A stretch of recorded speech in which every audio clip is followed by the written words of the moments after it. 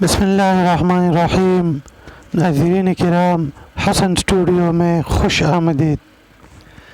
ناظرین کرام، آج میں آپ سے حضرت جعفر طیار رضی اللہ تعالیٰ عنہ کا ایک مختصر واقعہ شیئر کرنا چاہتا ہوں، لیکن اس سے پہلے ناظرین کرام، اگر آپ ہمارے اس چینل پر نئے ہو تو سبسکرائب کا بٹن دبائیے اور ساتھ میں بیل کا آئیکن بھی دبائیے تاکہ ہمارے نئے آنے والی ویڈیو کا نوٹیفیکیشن بر وقت آپ کو مل سکے۔ حضرت جعفر طیار رضی اللہ تعالیٰ عنہ حضرت علی رضی اللہ تعالیٰ عنہ کے بڑے بھائی تھے، جو عمر میں ان سے 10 سال بڑے تھے۔ نبی کریم صلی اللہ علیہ وآلہ وسلم سے شکل و شباہت بہت ملتی تھی۔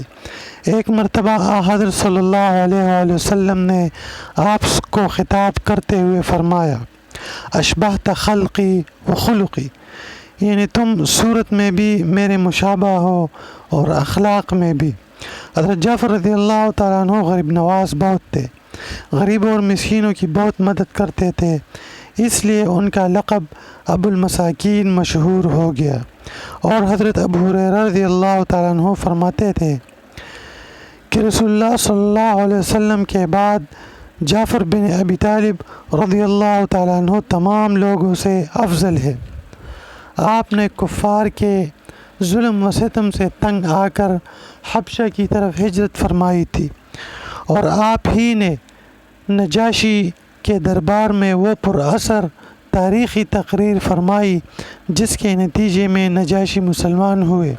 چنانچہ جب آپ حبشہ سے غزوہ خیبر کے موقع پر واپس تشریف لائے تو حضرت صلی اللہ علیہ وآلہ وسلم نے باہر نکل کر آپ کا استقبال فرمایا اور پیشانی پر بوسہ دیا۔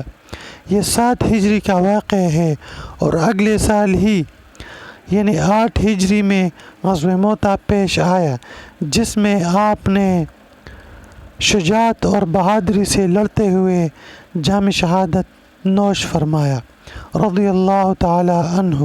تو ناظرین کرام، یہ مختصر سا واقعہ جو کہ حضرت جعفر بن ابی طالب رضی اللہ تعالیٰ عنہ کے بارے میں تھا، میں نے آپ کے ساتھ شیئر کیا۔